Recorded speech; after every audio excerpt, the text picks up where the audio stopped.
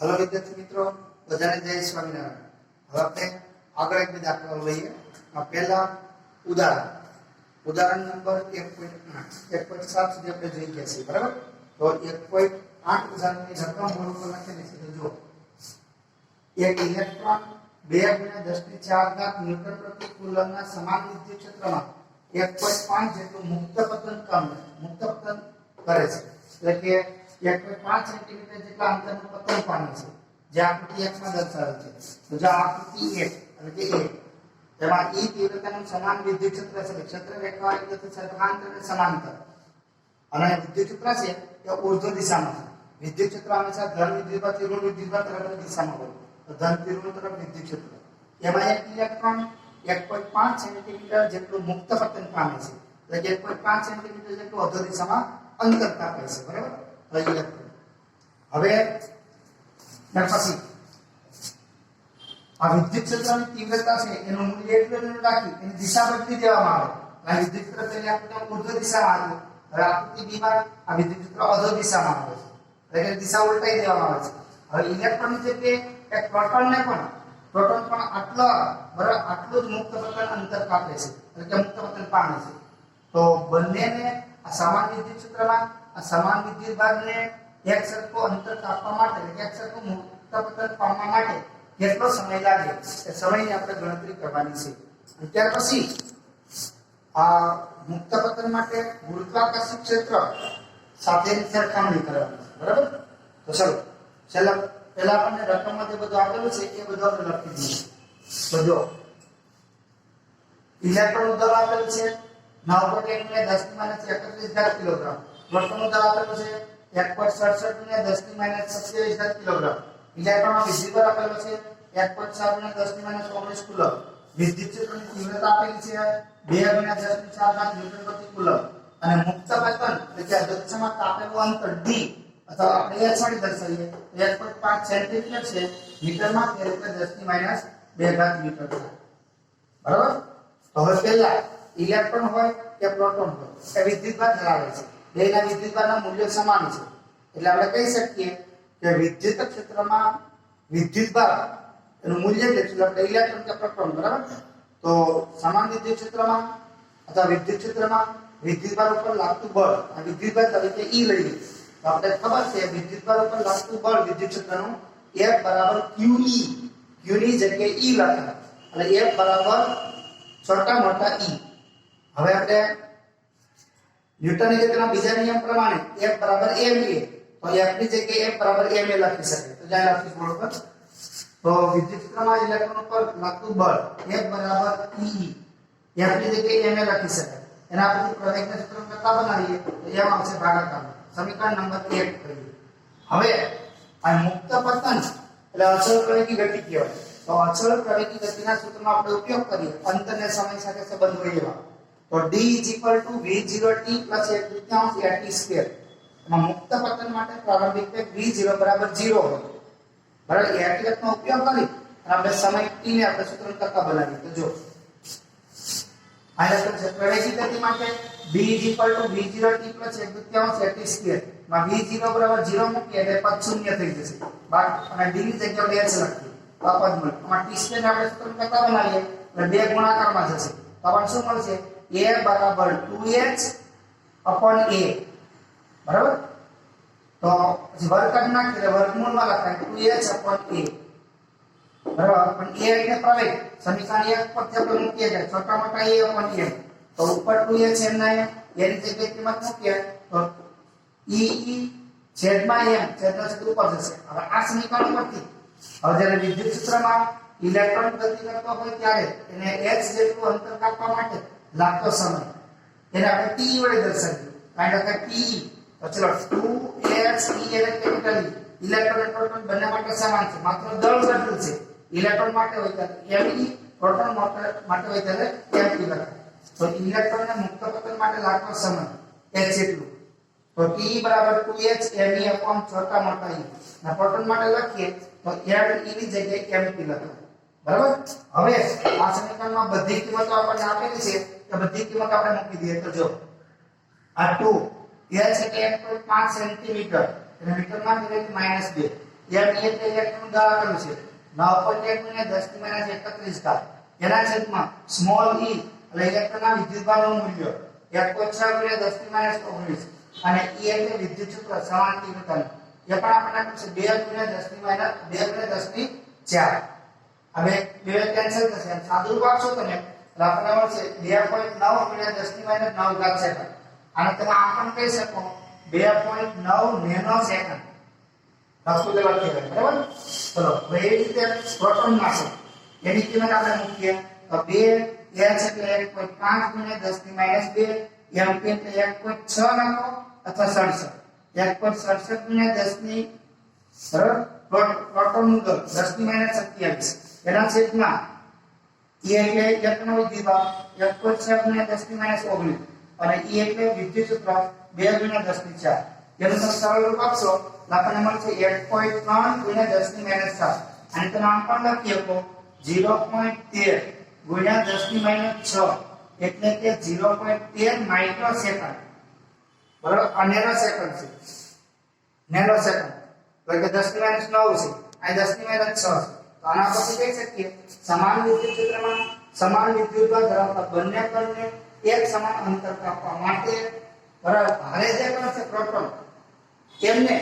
Electron કરતા વધારે સમય લાગે છે ઇલેક્ટ્રોન કરતા એટલે હલકા કણ ઇલેક્ટ્રોન કરતા વધારે સમય લાગશે જે આપણે લખેલું છે અહીં સમાન વિદ્યુત ક્ષેત્રમાં ભારે કણ એટલે પ્રોટોનને હલકા કણ કરતા સમાન પતન પામવા માટે વધારે સમય લાગે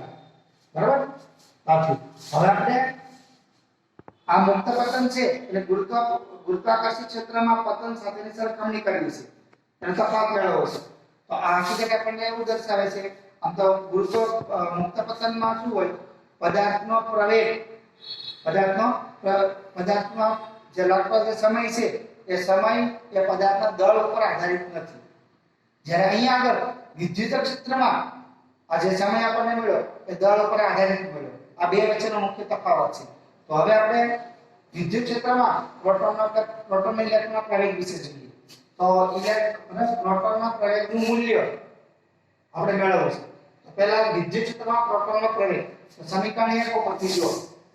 સમીકરણ 1 ઉપરથી E/m પ્રોટોન માટેનો પ્રવેગ એટલે Ap બરાબર છોટા મોટા E/mp બરાબર બરાબર હવે આપણે કિંમત મૂકીએ તો ઇલેક્ટ્રોનનો વિદ્યુતભાર 1.6 ગુણ્યા 10 ની માઈનસ 19 એ એટલે વિદ્યુત ક્ષેત્ર 2 ગુણ્યા 10 ની 4 છેદમાં m એટલે પ્રોટોનનું દળ 1.67 ગુણ્યા 10 ની માઈનસ 17 આનું સાદુરૂપ આપશો એટલે આપણને મળશે 1.9 ગુણ્યા 10 ની 12 ઘાત 10 ની 12 ઘાત એટલે કે બરાબર પ્રોટોનનો વિદ્યુત ક્ષેત્રમાં પ્રવેગ ખૂબ જ મોટો છે ખૂબ જ વધારે એટલે આપણે ગુરુત્વ પ્રવેગનું મૂલ્ય કેટલું છે ગુરુત્વ પ્રવેગનું મૂલ્ય તો 9.8 મીટર પ્રતિ સેકન્ડ સ્ક્વેર એટલે નામ લખીએ કે 9.8 ગુણ્યા 10 ની 0 ઘાત આ 10 ની 0 ઘાત છે અને 10 ની 12 ઘાત આપણને મળે છે એટલે આ ગુરુત્વ પ્રવેગ કરતા વિદ્યુત ક્ષેત્રમાં ગુરુત્વાકર્ષણ ક્ષેત્રમાં ગુરુત્વ પ્રવેગ જે મળે એટલે પ્રોટોનનો પ્રવેગ મળે એના કરતા વિદ્યુત ક્ષેત્રમાં પ્રવેગ આપણને 10 ની 12 ઘાત ગણો મળે છે પણ એમાં ઇલેક્ટ્રોન આપણે લઈએ તો ઇલેક્ટ્રોનનો પ્રવેગ તો આના કરતા પણ સૌથી વધારે હોય એટલે ખૂબ જ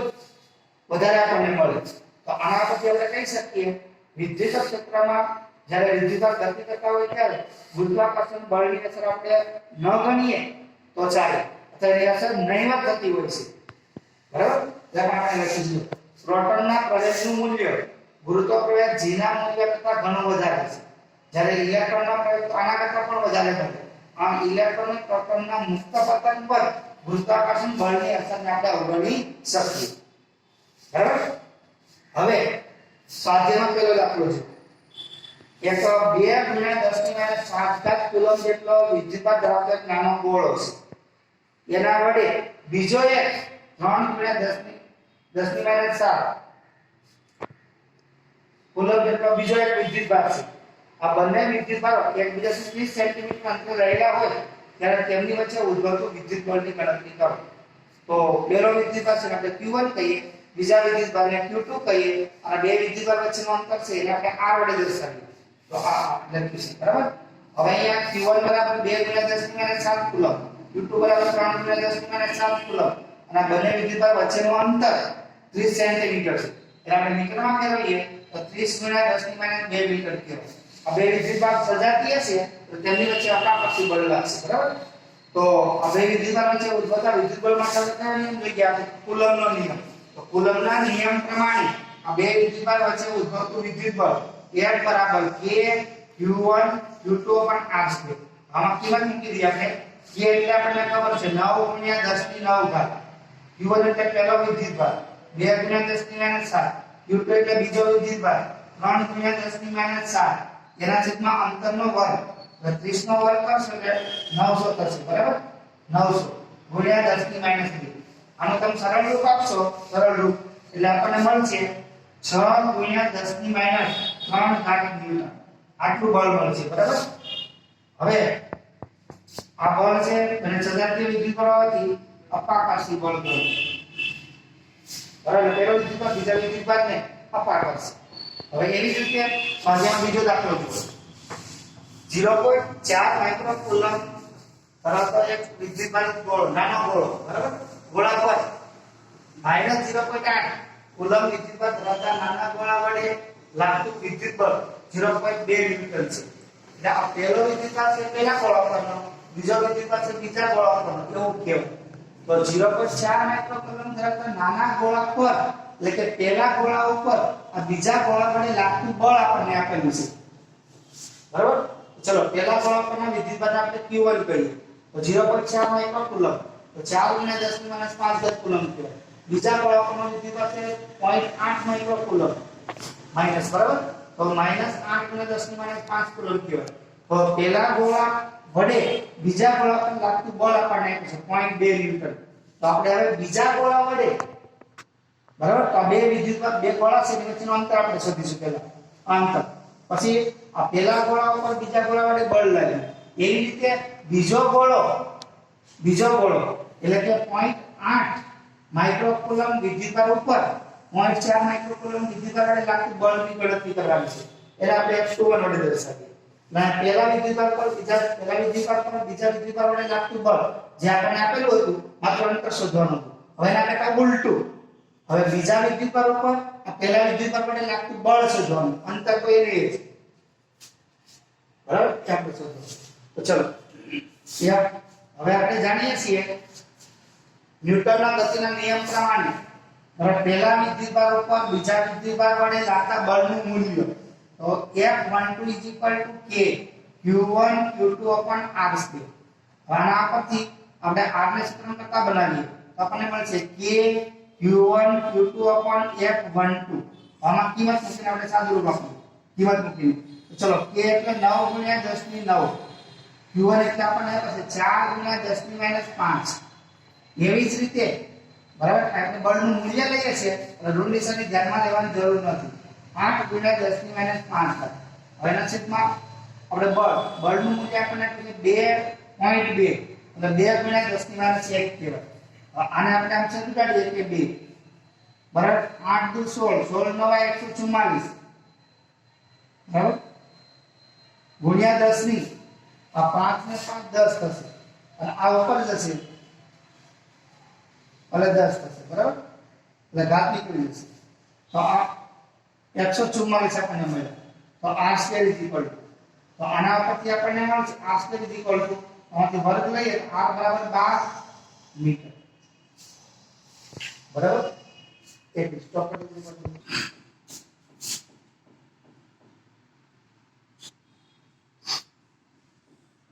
હવે જો સાદુરૂપમાં આ 2 દુ 4 અહીંયા 9 દુ 8 દુ 16 16 નવા 144 એટલે આપણને આવવાનું છે 144 હવે અહીંયા આપણે R² છે શું છે R² એટલે આપણે અંતર જે છે બરાબર સોરી બળ એ આપણને આપે છે 0.2 ન્યૂટન તો 0.2 ન્યૂટન આપણે ઘાતમાં છેદમાં 1.8 × 10 ની -1 વધે બરાબર એટલે આને આપણે આવું કહી શકીએ 0.144 એટલે આ R² છે R બરાબર આપણે લઈશું તો આપણને મળશે 0.12 મીટર તો આ બે વિદ્યુતભાર વચ્ચેનો અંતર મળ્યું બે વિદ્યુતભાર વચ્ચેનો અંતર તો આ એક જવાબ આપણને મળ્યો હવે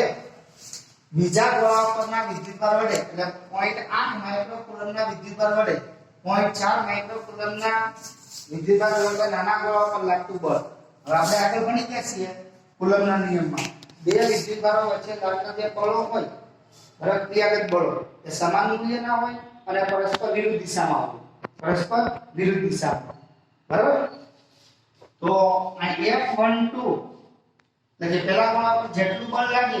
એટલું જ બળ બીજા ગોળા પર લાગતું હોય. એટલે F12 બરાબર F21 અને દિશા કઈ હોય? વિરુદ્ધ. તો આપણે આમ કહી શકીએ આટલું બળ 0.2 ન્યૂટન જેટલું બળ 0.2 ન્યૂટન જેટલું બળ પહેલા ગોળા ઉપરના વિદ્યુતભાર 0.4 માઇક્રોકુલમ વડે બીજા ગોળા પરના વિદ્યુતભાર એટલે કે -0.8 માઇક્રોકુલમ ના વિદ્યુતભાર ઉપર આટલું જ એટલે કે 0.2 ન્યૂટન જેટલું બળ લાગશે. હવે અહીંયા બંને વિદ્યુતભાર કેવા છે? વિજાતીય. એટલે આ બળ કેવો છે? આકર્ષિત પ્રકારનો, પણ પહેલા કરતા વિરુદ્ધ દિશા. આપણે છેલ્લે વાક્યમાં આટલું લખવાનું આ બી વિભાગમાં. બી વિભાગમાં આપણે એટલું લખવાનું ન્યૂટનની ગતિના ત્રીજા નિયમ પ્રમાણે બે વિદ્યુતભારો વચ્ચે લાગતા પરસ્પર ક્રિયાગત એવા બળો સમાન મૂલ્યના અને પરસ્પર વિરુદ્ધ દિશામાં હોય. એટલે પહેલા ગોળા પર બીજા ગોળા વડે જેટલું બળ લાગે એટલું જ બળ બીજા ગોળા પર પહેલા ગોળા વડે લાગતું હોય અને દિશા કેવી હોય? વિરુદ્ધ. એટલે કે આમ બીજા ગોળા પરના વિદ્યુતભાર ઉપર પહેલા ગોળા વડે લાગતું વિદ્યુતબળ છે F21 = 0.2 ન્યૂટન થશે.